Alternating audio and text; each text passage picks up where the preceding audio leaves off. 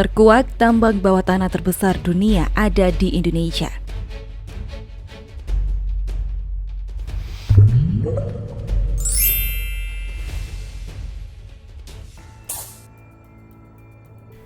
Tahukah Anda, tambang bawah tanah terbesar di dunia ada di Indonesia? Tambang tersebut dikelola oleh PT Freeport Indonesia atau PT FI di Papua. Seperti apa kecanggihannya? Tambang bawah tanah kita ini terbesar di dunia. Jadi kita perlu bangga bahwa tambang bawah tanah terbesar di dunia adanya di Indonesia, khususnya di Papua. PT Freeport Indonesia sudah lebih dari 5 dekade menambang tembaga dan emas di Mimika, Papua. Dimulai dari kontrak karya untuk tambang Iceberg pada 1967, tambang Grasberg pada 1991, dan kini berlanjut di underground mine atau tambang bawah tanah. Sumber daya tembaga dengan mineral ikutan emas dan perak di tambang bawah tanah PT Freeport Indonesia diperkirakan masih tersedia hingga tahun 2050 mendatang. Selain itu ada pula potensi cadangan sumber daya yang masih dapat dieksplorasi.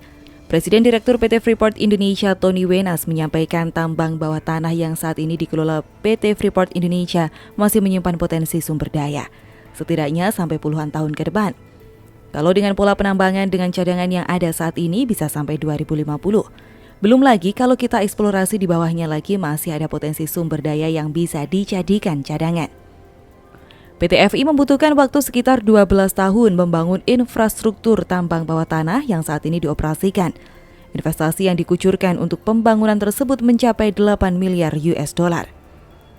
Soal otomatisasi, jadi semua peralatan alat berat yang ada di tambang bawah tanah itu dikemudikan secara remote dari jarak kira-kira 10 km dari tambang itu di ruangan yang ber-AC, dan oleh anak-anak muda, perempuan juga banyak mengoperasikan alat-alat berat. Kemudian ada kereta bawah tanah yang juga dikendalikan dari jarak jauh, jadi di dalam kereta tidak ada tenaga manusianya. Dan ini bagian dari transformasi digitalisasi yang kita lakukan. Jadi memang tambang Freeport ini adalah salah satu tambang yang terbaik di dunia, baik dari segi cadangannya, dari segi skalanya, dan juga dari segi good mining practice-nya, termasuk teknologi yang diterapkan. Pola eksplorasi serta teknologi yang digunakan menjadikan tambang bawah tanah PT FI menjadi salah satu yang terbaik dari segi cadangan sumber daya, skala, hingga dalam hal praktik penambangannya. Pemerintahan Presiden Jokowi pada 2018 lalu memperpanjang izin tambang PT Freeport Indonesia hingga tahun 2041. Apa yang akan terjadi setelah 2041? Presiden Direktur PT FI Tony Wenas menjelaskan seluruh rencana bisnis perusahaan hanya disusun sampai 2041, termasuk rencana pembangunan jangka panjang juga hanya disusun sampai 2041. Sementara cadangan di tambang Freeport di Papua masih cukup untuk dikeruk sampai tahun 2050-an. Di satu sisi sebenarnya kalau dari segi pertambangan di dunia adalah bahwa sebenarnya izin usaha pertambangan itu jangan dibatasi oleh jangka waktu, tapi lebih kepada dibatasi oleh cadangannya. Begitu cadangannya habis, ya selesai.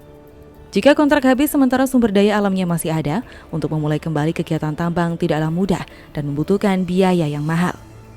Soal manfaat dan kontribusi apa saja yang telah dilakukan PT FI ke negara, termasuk setoran perusahaan selama beroperasi di tanah air. Menurutnya, sejak rezim kontrak hingga izin usaha pertambangan khusus, pihaknya sudah menyumbang hingga 290 triliun rupiah. Kalau dibilang kontribusi ekonomi memang kurang banyak memberitahukan di masa lalu. Contohnya, misalnya bagi pendapatan negara, itu dari tahun 1992 sampai 2020 itu sebesar 21 miliar US dollar atau sekitar 290 triliun rupiah. Itu langsung dalam bentuk tunai, pajak, dividen, royalti, dan pungutan lain-lainnya. Yuk simak video selanjutnya. Tak main-main dampak perekonomian tol Trans Sumatera.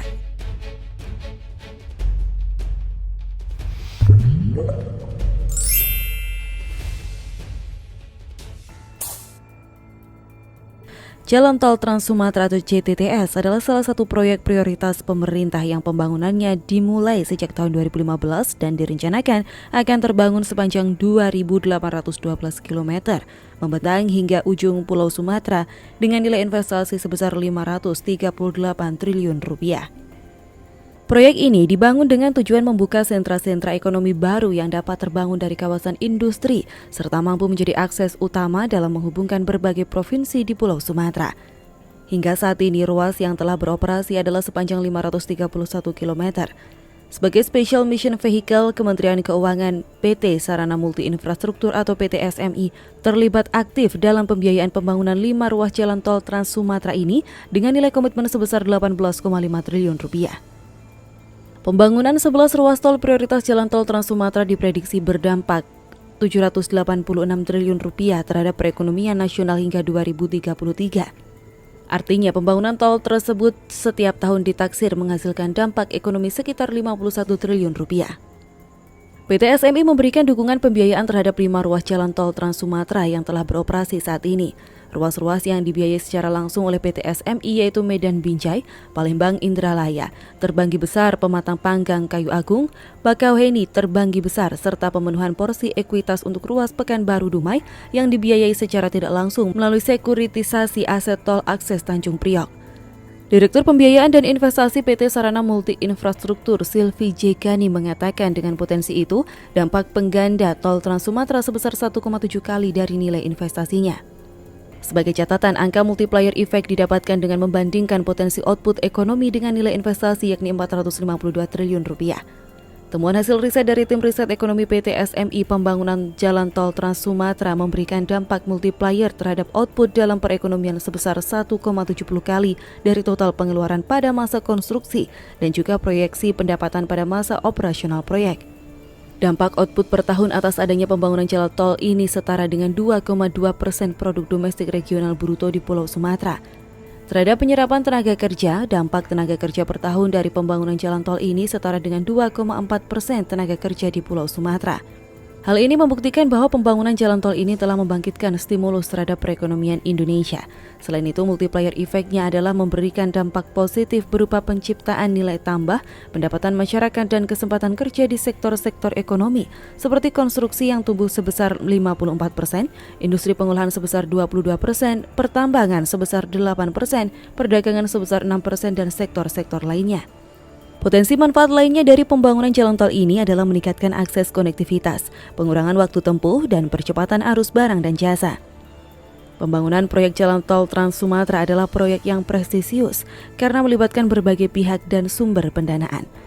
Dukungan pemerintah diberikan melalui APBN yang disalurkan dalam bentuk penyertaan modal negara atau PMN, dukungan konstruksi, pembebasan lahan, sekuritisasi aset, dan penjaminan.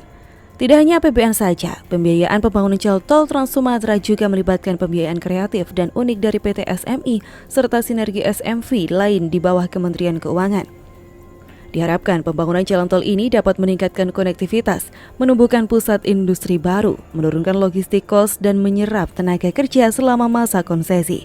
Potensi output ekonomi per tahun sebesar 51 triliun rupiah dari jalan tol tersebut setara dengan 2,2% pendapatan domestik regional bruto di Pulau Sumatera. Selain dari sisi output ekonomi, tol sepanjang 960,84 km itu juga diperkirakan bisa memberikan nilai tambah sebesar 396 triliun rupiah terhadap ekonomi nasional hingga 2033 nanti.